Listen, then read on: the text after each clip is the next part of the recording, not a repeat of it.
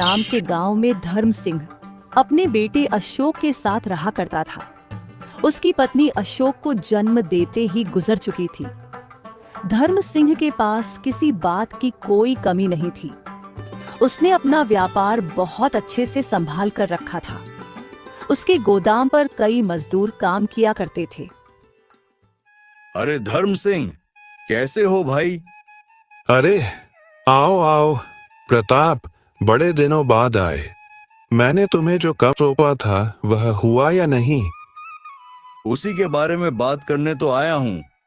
अच्छा, तो जल्दी से बता, लड़की कौन है, कहाँ की रहने वाली है, स्वभाव की कैसी है और उसके माँ बाप क्या करते हैं? अरे रुको रुको धर्म सिंह, बताता हूँ।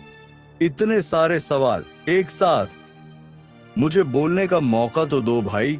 लड़की तो बहुत अच्छी है, सरल स्वभाव की है, दिखने में भी अच्छी है और उसके माँ बाप घर से ना ज्यादा अमीर है और ना ही गरीब, बस ठीक ठाक है। लेकिन तुम्हें तो संस्कारी चाहिए। ये लड़की बहुत संस्कारी है, बहुत ही सीधे और सरल स्वभाव की है। प्रताप, लड़की सिर्फ संस्कारी ही नहीं, उसके अंदर मेरे बेटे से भी ज्यादा दिमाग होना चाहिए। तुम तो जानते हो प्रताप, अशोक उतना होशियार नहीं है। वह किसी के भी बाद में आ जाता है, उसे कोई भी आसानी से ठग लेता है। इतना सीधा और भोलापन भी सही नहीं कि कोई भी आकर उसे ठग ले। मुझे उसकी इसी बात के लिए फिक्र होने लगती है। इसलिए मैं चाहता हूँ अशोक की होने वाली पत्नी अशोक से भी ज्यादा होनहार और समझदार हो। अगर ऐसी लड़की अशोक के लिए मिल गई तो मुझे अशोक की चिंता करने की कोई जरूरत नहीं, क्योंकि मेरा क्या है प्रताप, मैं आज हूँ कल नहीं। दोनों बच्चों को एक दूसरे के सहारे ही जिंदगी बितानी है। मैं हमेशा तो अशोक के साथ नहीं रह सकता ना। अब हमारे बचे ही कितने दिन हैं। बस मैं अशोक के लिए निश्चिंत होकर मरना चाहता हूँ। इसलिए मुझे ऐसे ही लड़की चाहिए जैसा मैं कह रहा हूँ। अरे तुम चिंता क्यों करते हो धर्म सिंह? वह लड़की बिल्कुल वैसी है जैसा तुम कह रहे हो। बहुत गुणवान है और होशियार भी है। वह तुम्हारे घर को बहुत अच्छे से संभाल लेगी और तो और हमारे अशोक को भी संभाल लेगी। दिमाग में भी काफी तेज है। तुम किसी बात की कोई चिंता मत करो। बस तुम ये बोलो, लड़की देखने कब आ रहे हो? अब तुम इतना कह रहे हो तो लड़की ठीक ही होगी। तो ठीक है, हम जल्द से जल्द उसे देखना चाहेंगे। मैं अशोक से बात करता हूँ। तुम लड़की वालों को कह दो कि हम कल ही उनके घर लड़की देखने आएंगे। ये हुई ना बात। अच्छा भाई, ठीक है, मैं चलता हूँ और लड़की वालों को भी बता देता हूँ ताकि वह भी तैयारी में रहे। तुम अशोक से बात कर लो। मैं तो यही चाहता हूँ कि यह रिश्ता जल्द से जल्द हो जाए, क्योंकि लड़की वाले भी मेरे रिश्ते में ही लगते हैं। तो मैं उसे बिटिया को अच्छी तरह से जानता हूँ, बहुत ही अच्छी है। अब बाकी तुम्हारी मर्जी। तुम्हें सही लगे तो तुम रिश्ता कर ही लेना, ज्यादा मत सोचना। हाँ प्रताप, वह सब तो बाद में सोचेंगे। फिलहाल हमें एक बार लड़की से मिलना है, उसके बाद ही हम आगे का फैसला कर पाएंगे। हम अभी कुछ नहीं कह सकते। हाँ भाई, ठीक है, तुम बाद में फैसला ले लेना। मैं तो बस ऐसे ही कह रहा था कि लड़की में कोई कमी नहीं है। फिर भी जैसी तुम्हारी इच्छा। अब मैं चलता हूँ। धर्म सिंह अपने बेटे अशोक को बुलाकर कहता है, जी पिताजी, आपने बुलाया, कुछ काम था? हाँ अशोक, यहाँ आओ और हमारे पास बैठो। तुमसे बहुत जरूरी बात करनी है। दरअसल हमने तुम्हारे लिए लड़की देख रखी है। हम कल ही उसके घर जाएंगे। लेकिन पिताजी, यह कुछ जल्दी नहीं हो गया? अभी तो मेरी उम्र भी नहीं है। बेटा, जब हम तेरी उम्र के थे तब तू पैदा हो गया था और तुम कह रहे हो कि तुम्हारी उम्र नहीं है। बेटा, सही उम्र में शादी हो जाए तो ही अच्छा रहता है और मैं चाहता हूँ कि मेरे रहते हुए तुम्हारी शादी हो जाए। बहू इस घर में आ जाए और सारे घर को संभाल ले। कोई और बात हो तो तुम बता सकते हो। क्या तुमने कोई और लड़की देख रखी है? नहीं पिताजी, ऐसी कोई बात नहीं है। मैं तो बस ऐसे ही कह रहा था। बाकी जैसा आपको ठीक लगे। मेरी बात ध्यान से सुनो बेटा। कल हम जब लड़की देखने जाएंगे तब तुम लड़की से अकेले में 3 सवाल करना। अगर वह लड़की तीनों सवाल के जवाब सही देती है तो ही हम उनके घर रिश्ता जोड़ेंगे, नहीं तो हम यह रिश्ता नहीं करेंगे। फिर चाहे वह लड़की कितनी भी अच्छी क्यों ना हो, कितनी भी संस्कारी क्यों ना हो, फिर भी हम यह रिश्ता नहीं करेंगे। ऐसा क्यों पिताजी? और मैं कौन से 3 सवाल करूं? वह सवाल मैं तुम्हें बाद में बता दूंगा। और हाँ, अगर वह लड़की तीनों सवालों के जवाब सही से दे पाए तो ही तुम शादी के लिए हाँ करोगे, नहीं तो तुम मना कर देना। अगर वह लड़की कुछ भी ना बोल पाए तो समझ जाना वह तुम्हारे लायक नहीं है। लेकिन पिताजी, सवाल जवाब से इस बात का पता लगाना कि वह मेरे लायक है भी या नहीं, ये कैसे संभव है? एक समझदार लड़की ही उन सवालों के जवाब दे सकती है। हर कोई उस सवाल का जवाब नहीं दे सकता, और मुझे तुम्हारे लिए ऐसे ही लड़की चाहिए जो उन सवालों का जवाब दे पाए। बेटा, मैंने दुनिया देखी है, मैं तुम्हें अच्छी तरह से जानता हूँ। मुझे तुम्हारे लिए ऐसे ही लड़की की जरूरत है जो इतनी समझदार हो। जो लड़की उन सवालों के जवाब दे पाएगी वह तुम्हें भी बहुत अच्छे से संभाल पाएगी। और तो और, तुम उस लड़की पर आंख मूंद कर भरोसा कर पाओगे। यह मैं तुम्हारे भले के लिए कर रहा हूं। तुम्हें मुझ पर भरोसा तो है ना? पिताजी, आप कैसी बातें कर रहे हैं? आप मेरे लिए सब कुछ हो। मुझे आप पर पूरा भरोसा है। जैसा आप कहोगे मैं वैसा ही करूँगा। मैं उस लड़की से आपके 3 सवाल ज़रूर पूछूंगा, और मैं वादा करता हूँ पिताजी, और ईमानदारी से कह रहा हूँ, अगर वह लड़की सवालों के जवाब ना दे पाई तो मैं ये शादी नहीं करूँगा। बहुत अच्छे बेटा, मुझे तुमसे यही उम्मीद थी। ठीक है, तो हम कल चलते हैं। अगले दिन धर्म सिंह अशोक को लेकर लड़की वालों के यहाँ जाता है।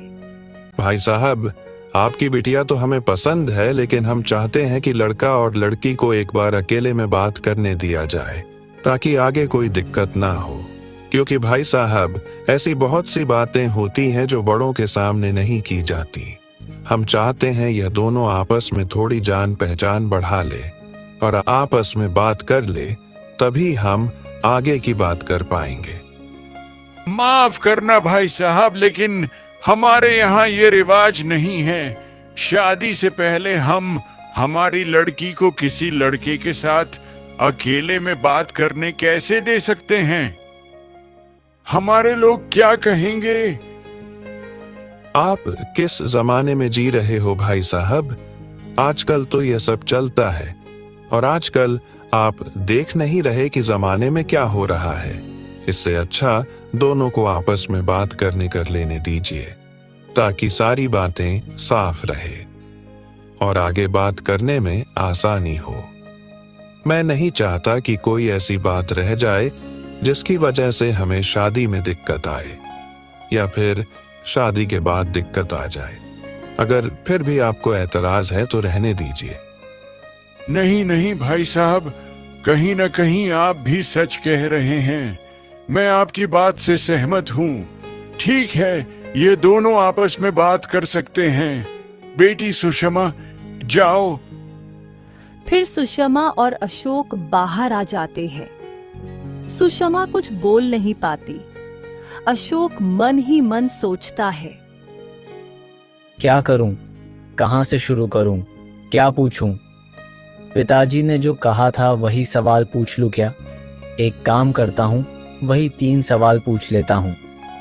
अगर उनके सही जवाब मिले तो ही आगे बात करूंगा, नहीं तो नहीं। सुनो, मैं तुमसे कुछ सब पूछना चाहता हूं। क्या तुम मेरे सवाल का जवाब दोगी? हाँ, पूछिए ना, क्या पूछना चाहते हैं? मेरे 3 सवाल हैं। उसमें से पहला है, वह कौन सी चीज है जो कम होकर भी भारी होती है और ज्यादा होकर भी हल्की रह जाती है। और मेरा दूसरा सवाल, कौन सी जीत हार से भी बड़ी होती है। और मेरा तीसरा सवाल, वह कौन सा हिसाब है जो जोड़ने पर बढ़ता नहीं लेकिन तोड़ने पर खत्म हो जाता है। तीनों सवाल सुनकर सुषमा का सिर घूम जाता है। वह बोलती है, ऐसे सवाल तो मैंने आज तक नहीं सुने। मेरी कुछ समझ नहीं आ रहा। आप मुझसे ऐसे सवाल क्यों पूछ रहे हैं? कुछ और पूछिए ना। इन पहेलियों के जवाब तो मेरे दिमाग से बाहर है। मैं इनका जवाब नहीं बता पाऊंगी। मेरे पास यही 3 सवाल है। अगर तुम्हें जवाब पता हो तो बता दो। मैं और कुछ नहीं पूछना चाहता, बस मेरी यही सवाल है। जी माफ करना, लेकिन मेरे पास इन तीनों सवालों का कोई जवाब नहीं। अशोक उदास हो जाता है और मन ही मन सोचता है, मुझे लगा यह बहुत समझदार है, इसे सारे सवालों के जवाब आते होंगे। लेकिन मैं गलत था, इसलिए तो मेरे एक भी सवाल का जवाब नहीं दिया। इसका मतलब पिताजी के अनुसार यह लड़की मेरे लिए सही नहीं है। वैसे लड़की तो मुझे पसंद है, लेकिन मैं मेरे पिताजी की आज्ञा के खिलाफ नहीं जा सकता। मुझसे ज़्यादा अनुभव उन्हें है। वह मेरा भला ही चाहेंगे। एक काम करता पिताजी को ये बात बता देता हूँ। अच्छा ठीक है, कोई बात नहीं, चलो हम चलते हैं। दोनों वापस आ जाते हैं। फिर धर्म सिंह अशोक से कहता है, बेटा, जो पूछना चाहिए था वह पूछ लिया। जी पिताजी। ठीक है, तो भाई साहब अब हम चलते हैं। हम आपको 1-2 दिन में हमारा फैसला बता देंगे। जी भाई साहब, जैसी आपकी मर्जी। ऐसा कहकर धर्म सिंह और अशोक वहां से घर आ जाते हैं।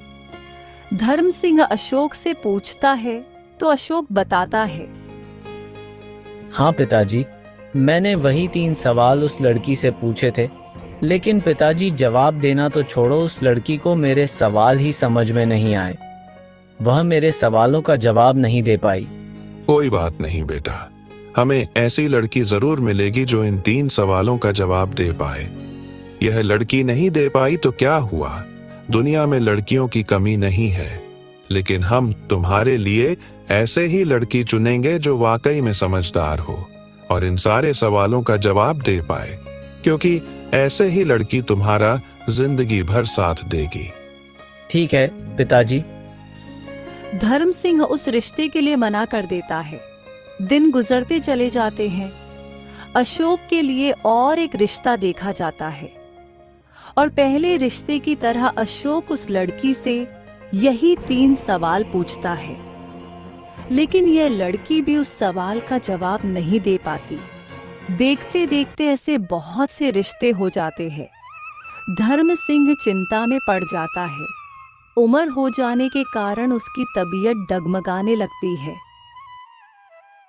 पिताजी, आप इतनी चिंता क्यों करते हो? मैंने कहा ना, मुझे शादी की कोई जल्दी नहीं है। चिंता के मारे देखो अपने हालात क्या कर ली है। पिताजी, आज न कल हमें ऐसी लड़की मिल ही जाएगी। ऐसा आप ही कहते थे ना, अब देखो आप ही हिम्मत हार रहे हो। मुझे तो कोई जल्दी नहीं है, आप भी चिंता मत कीजिए। हाँ बेटे, तुम सही कह रहे हो। और हाँ बेटे, हमें व्यापार के सिलसिले में शहर जाना था। शहर में हमारा एक दोस्त है, उसे पैसे देने हैं। अरे पिताजी, मेरे रहते हुए आप चिंता क्यों करते हो? आपकी जगह मैं चला जाता हूँ। नहीं बेटे, तुम आज तक कभी इस गांव से बाहर नहीं गए हो, तुम नहीं कर पाओगे। आप ऐसा क्यों कहते हो पिताजी? भले ही मैं आज तक बाहर नहीं गया, लेकिन आप मुझे एक मौका तो दीजिए कि मैं बाहर निकल पाऊं और कुछ कर दिखाऊं। पिताजी, मैं आज तक शहर नहीं गया, मुझे भी देखना है कि शहर कैसा है। मैं वहां जाना चाहता हूं पिताजी, और मैं आपकी दोस्त से मिलकर उन्हें पैसे भी दे दूंगा।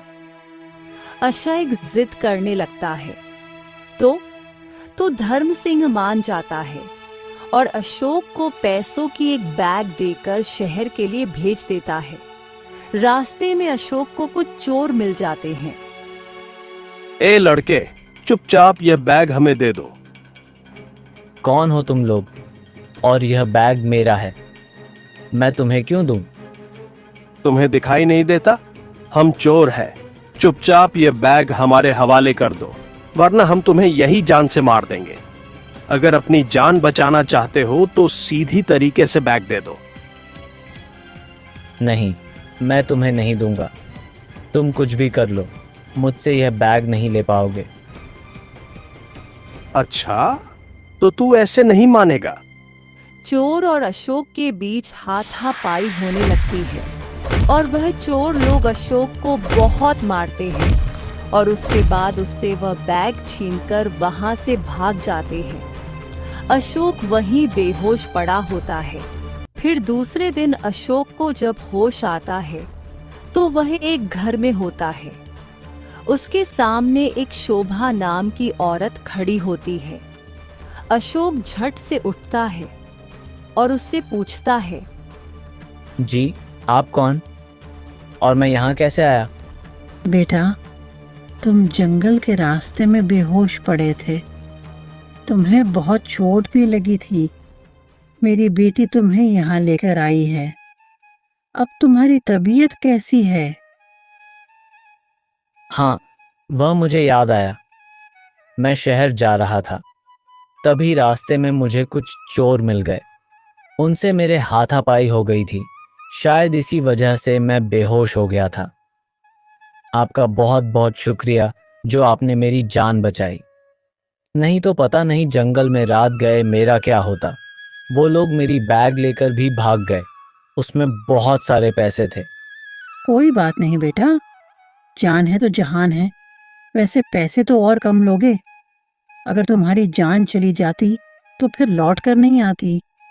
उन पैसों के बारे में सोचना छोड़ दो। शुक्र मनाओ कि तुम जिंदा हो। वैसे बेटा, तुम कहाँ के रहने वाले हो?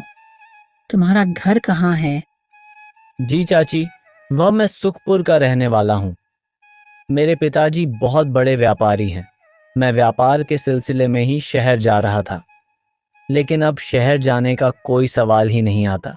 जिस काम से जा रहा था वह तो हो नहीं पाया। अब मुझे वापस ही लौटना होगा। चाची, मैं चलता हूँ। आपका बहुत बहुत धन्यवाद। अरे नहीं नहीं बेटा, ऐसे कैसे? तुम्हें चोट लगी है और तुम्हारी तबीयत भी ठीक नहीं है। रास्ते में तुम्हें चक्कर आ सकते हैं। उससे अच्छा तुम थोड़ी देर यहीं रुको। मेरी बेटी खाना बना रही है। तुम खाना खा लो, फिर तुम्हें अच्छा लगेगा। जी ठीक है चाची, वैसे मुझे भूख भी बहुत लगी है। शोभा अपनी बेटी कुसुम को आवाज देती है। बेटी कुसुम, खाना हो गया हो तो जल्दी से लगा दो। जी अम्मा, बस हो ही गया, अभी लाई। कुसुम अशोक के लिए खाना लगा देती है। कुसुम दिखने में काफी सुंदर होती है। अशोक उसे देखता ही रह जाता है। फिर अशोक खाना खाने लगता है और थोड़ी देर वही लेटकर आराम करता है। फिर शोभा जाकर अशोक से पूछती है, बेटा, तुम्हें खाना पसंद तो आया ना? मेरी बेटी ने अपने हाथों से बनाया था। जी चाची, खाना तो बहुत बढ़िया था। मैंने बहुत दिनों बाद ऐसा खाना खाया है। मेरा तो पेट ही भर गया।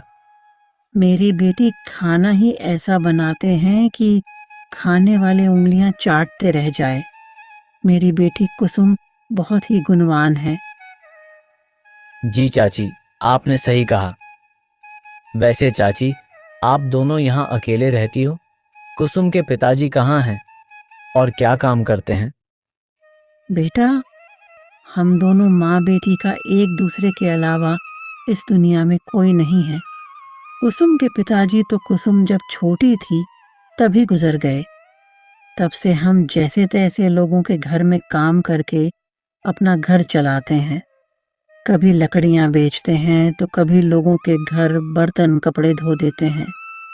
ऐसे ही हमारा घर का गुजारा हो जाता है। मुझे खुद की तो कोई चिंता नहीं, लेकिन अपनी बेटी की बहुत चिंता सताती है।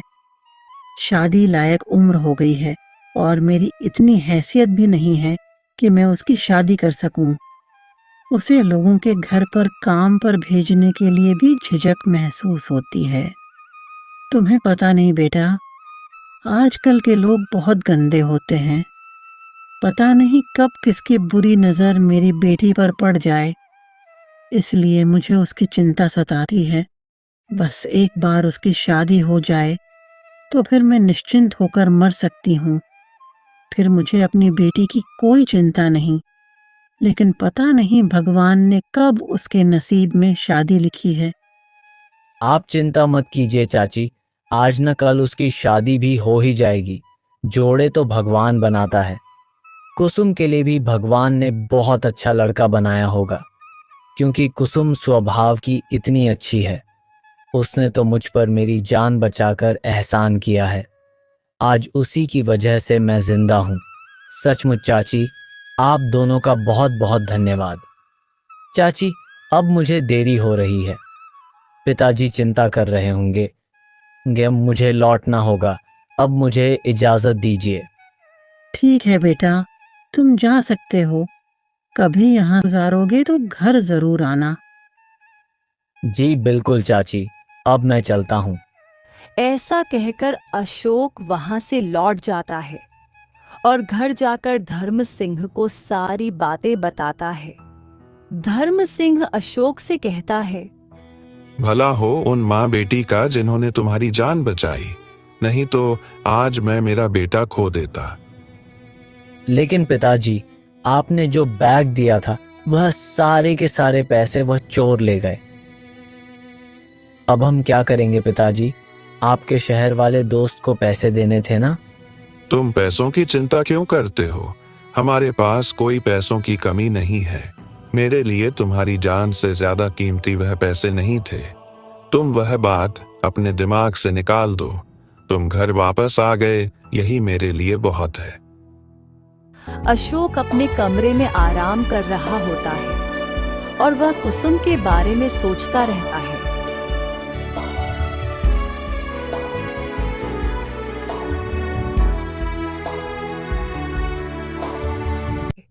कुछ दिन ऐसे ही गुजर जाते हैं। एक दिन अशोक बाजार की ओर जा रहा होता है, तभी उसे वही लड़की कुसुम मिलती है। अशोक उसे देख बहुत खुश हो जाता है और उसे जाकर बोलता है, अरे कुसुम, तुम यहाँ? कैसी हो? मैं तो ठीक हूँ। आप कैसे ऐसे हैं? अब आपकी तबीयत तो ठीक है ना? हाँ, मैं तो बिल्कुल ठीक हूँ। और बताओ, यहाँ कैसे आना हुआ? कुछ काम था? हाँ, वो मैं बाजार आई थी, कुछ सब्जियों खरीदनी थी। माँ की तबीयत ठीक नहीं है, नहीं तो बाजार में माँ ही आती है। चाची को क्या हुआ? तबीयत ज्यादा खराब है क्या? अब उनकी उम्र भी तो हो चली है ना, उसकी वजह से उनकी तबीयत ठीक नहीं रहती। सालों से मेरी माँ काम करती आई है, अब उनके हाथ पैरों में उतनी जान नहीं बची, इसलिए थोड़ा भी काम करती है तो थक जाती है। हाँ, वह भी है। ठीक है, तुम घर जाओ और चाची का अच्छे से ख्याल रखो। कुसुम वहां से चली जाती है। कुछ दिन ऐसे ही बीत जाते हैं। कुसुम अक्सर उस बाजार में आया करती है और अशोक भी बाजार में जाने लगता है। दोनों के बीच अच्छी दोस्ती हो जाती है। अशोक और कुसुम एक दूसरे को पसंद करने लगते हैं। एक दिन अशोक अपने पिता से कहता है, पिताजी, मुझे आपसे कुछ ज़रूरी बात करनी है, लेकिन समझ में नहीं आ रहा कि कहाँ से शुरू करूं। क्या बात है बेटा? ऐसी कौन सी बात है जो तुम मुझे बताने के लिए इतना झिझक रहे हो? साफ साफ बताओ, बात क्या है? तुम्हें मुझसे बात करने के लिए इतना सोचना क्यों पड़ रहा है? दरअसल पिताजी, बात ही कुछ ऐसी है। पिताजी, दरअसल एक लड़की है जिसे मैं पसंद करता हूँ और मैं उससे शादी करना चाहता हूँ। बेटा, यह तो अच्छी बात है कि तुमने खुद अपने लिए कोई लड़की पसंद कर ली, और तुमने पसंद की है तो लड़की अच्छी होगी। लेकिन बेटा, मैंने जो तुमसे 3 सवाल वाली बात कही थी वह तो याद है ना? क्या तुमने उन 3 सवालों के बारे में उस लड़की से पूछा? नहीं पिताजी, मैंने उसे लड़की से उन 3 सवालों के बारे में कोई बात नहीं की। पर आप फिक्र मत कीजिए, मैं जल्दी उससे उन 3 सवालों के बारे में बात कर लूंगा। ऐसे ही कुछ दिन बीत जाते हैं और एक दिन अशोक कुसुम से बाजार में एक मिलता है और उससे 3 सवाल के बारे में पूछता है और फिर घर जाकर धर्म सिंह से कहता है, पिताजी, जैसा कि आपने कहा था, मैंने कुसुम से उन 3 सवालों के जवाब पूछे और पिताजी उसने उन सारे सवालों के सही सही जवाब दिए हैं। क्या बात कर रहे हो बेटा? यह तो बहुत अच्छी बात है। इसका मतलब आखिरकार मेरी तलाश पूरी हुई। मैंने तुम्हारे लिए जिस लड़की की तलाश कर रहा था वह कुसुम ही थी। आज तूने यह बताकर मेरा दिल खुश कर दिया। अब मुझे किसी बात की चिंता करने की कोई जरूरत ही नहीं। मैं तुम्हारे लिए बहुत खुश हूँ बेटा। लेकिन पिताजी, कुसुम हैसियत में हमारे बराबर की नहीं है। आपको इस बात से कोई एतराज तो नहीं है ना? दरअसल कुसुम अपनी माँ के साथ एक छोटे से घर में रहती है। उन दोनों का एक दूसरे के अलावा कोई नहीं है। वे दोनों बहुत ही गरीब हैं। बेटा, अमीर गरीब से कोई फर्क नहीं पड़ता। अगर अमीरी गरीबी से मुझे फर्क पड़ता तो तुम्हारे लिए तो मैंने एक से बढ़कर एक रिश्ते देखे थे, लेकिन मैंने उन रिश्तों को नकार दिया। मुझे बस एक ऐसी लड़की चाहिए थी जो जिंदगी पर तुम्हारा साथ दे सके, इसलिए मैंने वह शर्त रखी थी। बेटा, वैसे कुसुम ने उन 3 सवालों का क्या जवाब दिया? पिताजी, क्या आपको मुझ पर यकीन नहीं? ऐसा क्यों बोल रहे हो बेटा? क्योंकि पिताजी, मैं सच कह रहा हूँ। आज तक आपने मेरे लिए जितने भी रिश्ते देखे, मैंने बस इन्हीं सवालों के वजह से उन रिश्तों को मना कर दिया। पिताजी, मैं कभी आपके खिलाफ जा सकता हूँ? मेरा यकीन कीजिए पिताजी, कुसुम ने सारे सवालों का जवाब सही सही दिया है। मैं तो सोच भी नहीं सकता था कि कुसुम इन सवालों का जवाब जानती है। मैं खुद हैरान रह गया पिताजी। धर्म सिंह सोच में पड़ जाता है। मैं नहीं जानता कि कुसुम ने उन सवालों के जवाब ठीक से दिए हैं या नहीं, लेकिन जहां तक मैं अशोक को जानता हूं वह मुझसे झूठ नहीं बोल सकता। आज तक उसने न जाने कितने रिश्ते मेरी वजह से ठुकराए हैं। मुझे अशोक पर इतना भरोसा तो करना ही चाहिए। अगर मैं उसे ज्यादा जोर देकर पूछता हूं तो उसे बुरा लग जाएगा। शायद उसे कुछ बहुत पसंद हो गई है। शायद भगवान ने उसके नसीब में कुसुम को ही लिख रखा हो। मैं नहीं चाहता कि मेरे बेटे का मन टूट जाए। इससे अच्छा रहने देता हूं। और वैसे भी मेरे बेटे की खुशी में ही मेरी खुशी है। अगर वह कुसुम से शादी करना चाहता है तो यही सही। पिताजी, आप किस सोच में पड़ गए? आपको कोई एतराज है क्या? अगर आप नहीं चाहते तो मैं यह शादी नहीं करूंगा। बोलिए ना पिताजी, क्या बात है? अरे नहीं नहीं बेटा, ऐसी कोई बात नहीं है। तुम्हारी पसंद ही मेरी पसंद है। हम जल्द से जल्द तुम्हारी शादी कुसुम से करवाते हैं। यह सुन अशोक बहुत खुश हो जाता है और फिर धर्म सिंह अशोक का रिश्ता लेकर कुसुम के घर जाते हैं। कुसुम और उसकी माँ बहुत खुश हो जाती है। सचमुच मेरी बेटी बहुत भाग्यशाली है जो इतने बड़े घर का रिश्ता उसके लिए आया है। मैं तो सोच भी नहीं सकती थी कि मेरी बेटी इतने बड़े घर की बहू बनेगी। मैंने जरूर पिछले जन्म में कुछ बहुत पुण्य किए हुए होंगे, इसलिए आज भगवान ने मेरे झोली में इतनी सारी खुशियां डाल दी। मुझे तो यकीन ही नहीं हो रहा। ये सपना नहीं सच है समधन जी। हम जल्द से जल्द इन दोनों की शादी करवाना चाहते हैं। और हाँ समधन जी, शादी को लेकर आपको चिंता करने की कोई जरूरत नहीं। शादी का सारा खर्च हम उठाएंगे। बस आप अपनी बेटी हमारे बेटे के लिए दे दीजिए। फिर कुसुम और अशोक की शादी हो जाती है। कुसुम अशोक के घर आ जाती है। दोनों खुशी खुशी रहने लगते हैं। कुछ दिन ऐसे ही बीत जाते हैं। धर्म सिंह की तबीयत बहुत खराब होने लगती है। उसका इलाज चलता है, लेकिन उसकी तबीयत में कोई सुधार नहीं हो पाता। एक दिन धर्म सिंह कुसुम से कहता है, बेटा कुसुम, मुझे तुम एक बहुत जरूरी बात बतानी है जो मैंने आज तक अशोक को नहीं बताई। बेटी, मेरा बेटा बहुत भोला है, किसी की भी बात में आ जाता है। उसे बुरे लोगों की पहचान नहीं है, लेकिन मुझे तुम पर पूरा यकीन है कि तुम मेरे बेटे को अच्छी तरह से संभाल सकोगी और मेरे कारोबार को भी। इसलिए यह राज में सिर्फ तुम्हें बताने जा रहा हूँ। तुम चलो मेरे साथ, मैं तुम्हें कुछ दिखाता हूँ। धर्म सिंह कुसुम को एक कमरे में लेकर जाता है। वहां एक बहुत बड़ा पुराना संदूक होता है। धर्म सिंह उसे खोलकर कुसुम को दिखाता है तो उसमें ढेर सारे सोने के सिक्के होते हैं। यह सब देख कुसुम की आंखें फटी की फटी रह जाती है। धर्म सिंह कुसुम से कहता है, बेटी, ये सिक्के मैंने अपने बेटे के लिए सुरक्षित रखे हैं। अगर कभी जीवन में ऐसा समय आए कि मेरे बेटे को इसकी जरूरत पड़े, उसी दिन तुम इस बात का जिक्र करना।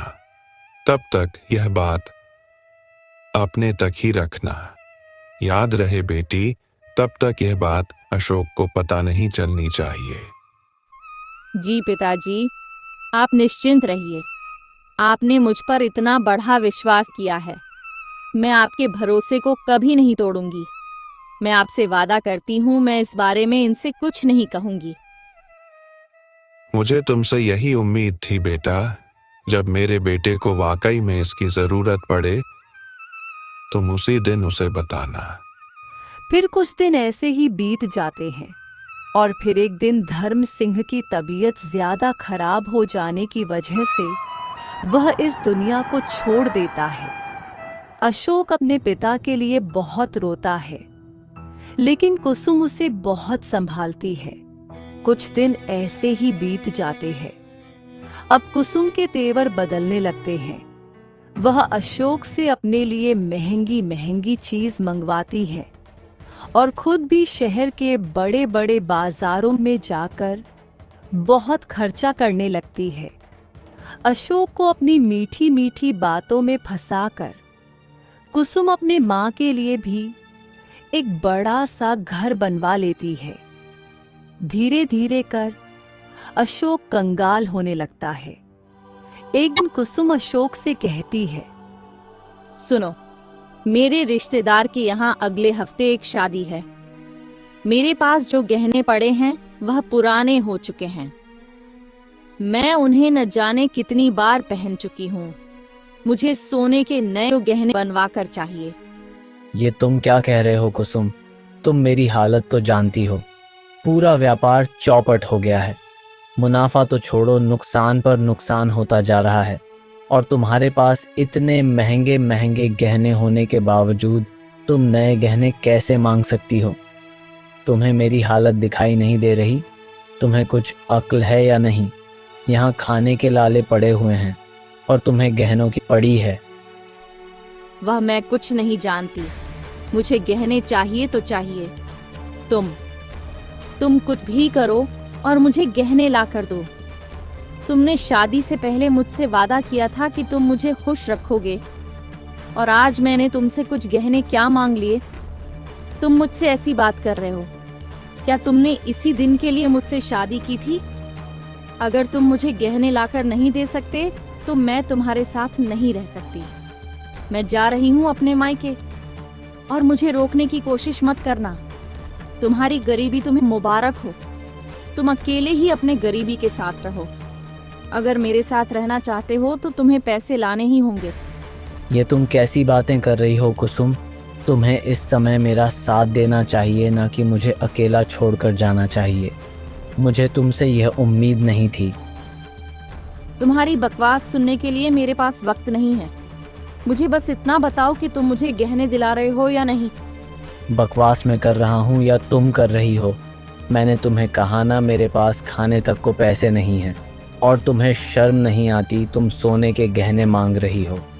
शायद मुझसे बहुत बड़ी गलती हो गई जो मैंने तुमसे शादी कर ली। मुझे लगा तुम एक नेक दिल और समझदार लड़की हो, लेकिन मुझे आज पता चला कि तुम किस किस्म की लड़की हो। मैंने तुम्हारे लिए अपने पिताजी से झूठ बोला कि तुमने मेरे तीनों सवालों का जवाब दिया है, जबकि तुमने मेरे एक सवाल का भी जवाब नहीं दिया था। शायद तुम मेरे लायक थी ही नहीं। मैंने तुमसे शादी करके बहुत बड़ी गलती की है। उस दिन मैं पिताजी के खिलाफ ना जाता तो आज मुझे यह दिन देखने को नहीं मिलता। आज मुझे खुद पर शर्म आ रही है। अच्छा, तो यह बात है। तो तुमसे किसने जबरदस्ती की थी? क्या जरूरत थी तुम्हारे पिताजी से झूठ बोलने की? उन्हें साफ साफ कह देते ना। मुझे उन तीनों सवालों के जवाब नहीं पता थे, इसलिए मैंने नहीं दिए। झूठ तुमने बोला है, मैंने नहीं। अब मुझसे क्या बहस करते हो? शादी तुमने की है तो तुम ही भुगतोगे। मैं सोच भी नहीं सकता था कि तुम एक दिन मुझसे ऐसी बात करोगी। शादी से पहले तो बहुत भोली बनती थी, लेकिन अब तुम्हारा असली रूप सामने आ रहा है। ठीक है, तुम्हें अपने मायके जाना है ना, तो जाओ। मेरे साथ रहने की कोई ज़रूरत नहीं है। मैंने गलती की है तो मैं ही भुगतूंगा। ठीक है, मैं जा रही हूँ, और खबरदार मेरे पीछे आने की कोशिश की। अब मैं तुम्हारे घर में लौट के तभी आऊंगी जब तुम पैसे कमा कर लाओगे। आज तक अपने पिताजी के पैसों पर जीते आए हो। खुद की तो 1 रुपये की कमाई नहीं है। शर्म मुझे नहीं, तुम्हें आनी चाहिए। अगर थोड़ी सी भी शर्म है तो पैसे कमा कर दिखाओ, कुछ काम करो। अशोक को यह सारी बातें सुन बहुत बुरा लगता है। वह अपने कारोबार को लेकर बहुत चिंतित रहता है। वह व्यापार के लिए बहुत से लोगों से कर्ज उठना है, लेकिन उसका नुकसान ही होता है। उसे बहुत से लोग ठग लेते हैं। एक दिन उसे ख्याल आता है, शहर में पिताजी के दोस्त रहते हैं, क्यों ना मैं उनकी मदद ले लूं। वही मेरी मदद कर सकते हैं। मुझे तो व्यापार के बारे में इतना कुछ नहीं पता, लेकिन उनसे मदद लूंगा तो शायद मेरा व्यापार फिर से चल पड़े। इत्तेफाक से उसी दिन धर्म सिंह का दोस्त मोहनलाल अशोक के घर आता है और अशोक मोहनलाल को सारी बातें बता देता है।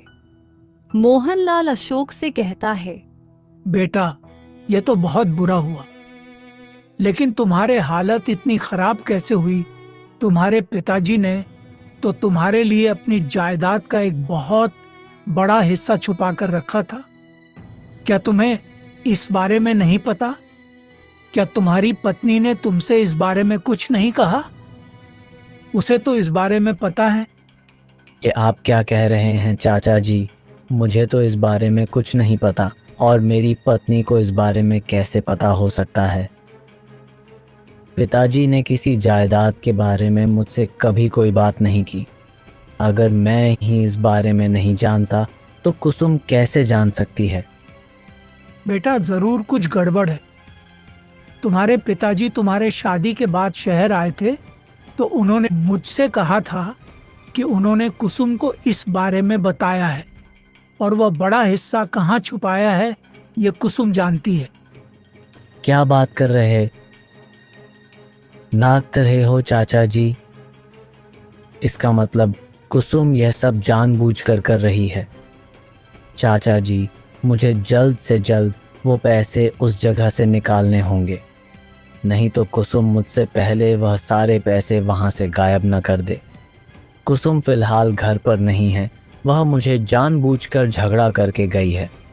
उसे लगा होगा कि काम के बहाने मुझे बाहर भेज देगी ये कि, और फिर आकर यह सारी दौलत यहाँ से निकाल लेगी। और मैं भी यही करने जा रहा था। मैं आपके पास शहर ही आने वाला था। हाँ बेटा, लेकिन ऊपर वाला तुम्हारे साथ है। वह झूठ का साथ कभी नहीं देगा। तुम सच्चे हो बेटा। तुम्हारे पिताजी ने तुम्हारे बुरे समय के लिए तुम्हारे लिए इतना कुछ करके रखा था। उस लड़की ने इस बात का फायदा उठाया है। उसने तुम्हारे पिताजी का भरोसा तोड़ा है। और दोनों पूरे घर में ढूंढते हैं फिर एक जगह पर उन्हें वह सारे सोने के सिक्के मिल जाते हैं। यह देख अशोक को बहुत बुरा लगता है। उसे अपने किए का बहुत पछतावा होता है। अशोक बेटा, जल्दी से यह सारे सोने के सिक्के समेट लो और चलो यहाँ से। मुझे यकीन है वह यहाँ जरूर आएगी। थोड़ी देर इंतजार करने के बाद वहां कुसुम आ जाती है और उसके साथ एक दूसरा आदमी भी होता है। कुसुम उससे कहती है, लगता है अशोक घर पर नहीं है। जल्दी करो, वह सोने के सिक्के लेकर यहाँ से भाग जाते हैं, इससे पहले वह अशोक वापस आ जाए। मैंने इसी दिन के इंतजार में तो उससे शादी की थी। इस अशोक की दौलत के लिए ही हमने उसे फंसाया था। मुझे नहीं पता था उसके पिताजी ने उसके लिए इतनी सारी धन दौलत रखी है। उसके पिताजी भी कितने बेवकूफ हैं। उसने अपने बेटे को नहीं बताया, बल्कि मुझे इस बारे में बताया। खैर, अच्छा ही है। अगर वह मुझे ना बताते तो इतना बड़ा खजाना हमारे हाथ नहीं लगता। इसकी दौलत के लिए न जाने हमने क्या कुछ नहीं किया। इसे तो पता भी नहीं होगा कि जिस रास्ते से यह शहर की ओर जा रहा था, उस रास्ते में उसके पैसों का बैग तुमने ही चुराया था, ताकि हमें वह पैसे भी मिल जाए और तो और मेरा उसके घर के लिए रास्ता भी खुल जाए। फिर आगे तो सब मन मुताबिक की होता गया। सारी बातें सुन अशोक के पैरों तले जमीन खिसक जाती है। वह दोनों उस जगह सोने के सिक्के ढूंढते हैं, लेकिन वहां कुछ नहीं होता। तो वह आदमी बोलता है, ये क्या है कुसुम? यहाँ तो कुछ भी नहीं है। तुम तो कह रही थी बहुत सारे सोने के सिक्के हैं। अरे यही थे, मुझे नहीं पता कहाँ गए। मैं भी यही सोच रही हूँ, आखिर सोने के सिक्के जा कहाँ सकते हैं। झूठी मक्कार कहीं की, तुमने जानबूझकर मुझे यहाँ बुलाया है। तुम जरूर मेरे खिलाफ कोई साजिश कर रहे हो। जब तुम्हें मुझे सोने के सिक्के देने ही नहीं थे तो तुमने मुझे यहाँ क्यों बुलाया? मैं अपनी जान जोखिम में डालकर यहाँ आया हूँ। कोई तुम मुझे धोखा तो नहीं दे रही ना? अरे ऐसी कोई बात नहीं है। मैं खुद नहीं जानती कि वह सोने के सिक्के कहाँ गए। मेरा यकीन करो, सोने के सिक्के यही थे। वह दोनों आपस में लड़ पड़ते हैं। उन दोनों की यह सारी बातें सुनकर अशोक के होश उड़ जाते हैं। बेटा, तुम्हारा आप यहाँ रुकना सही नहीं। तुम चलो मेरे साथ।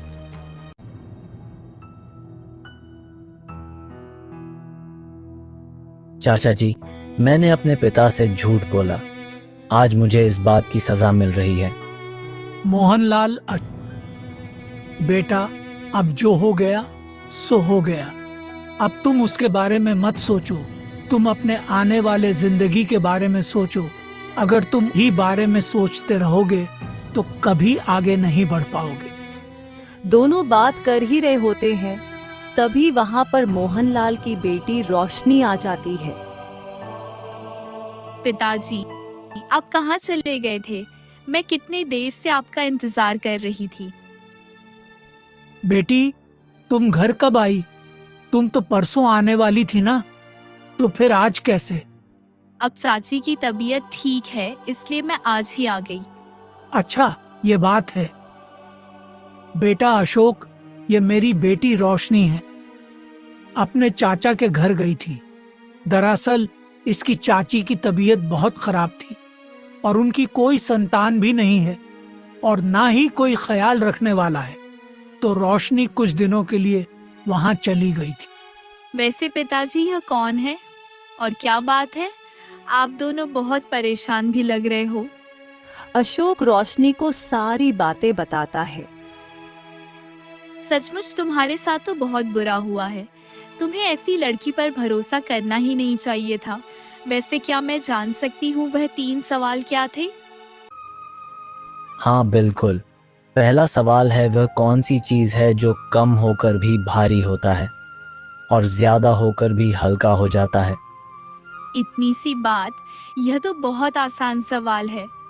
वह चीज है ईमानदारी से कमाया हुआ पैसा और एक तरफ बेईमानी से कमाया हुआ पैसा।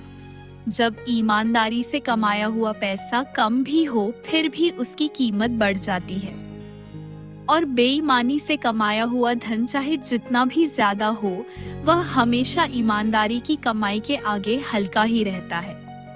अशोक यह बात सुन सर रह जाता है और फिर दूसरा सवाल पूछता है। और मेरा दूसरा सवाल, कौन सी जीत हार से भी बड़ी होती है? वो जो ईमानदारी से मिली हो, ईमानदारी से मिलने वाली हार जीत के समान ही होती है।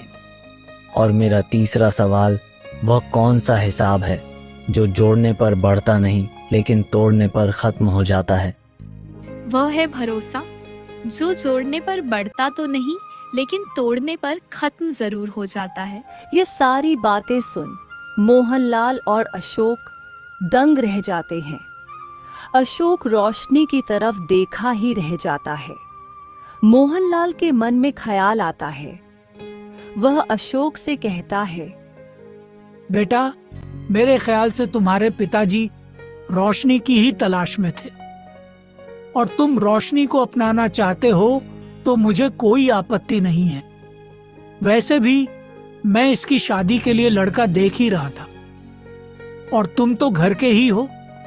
मुझे तुम्हारे बारे में किसी से कुछ पता लगाने की कोई जरूरत नहीं।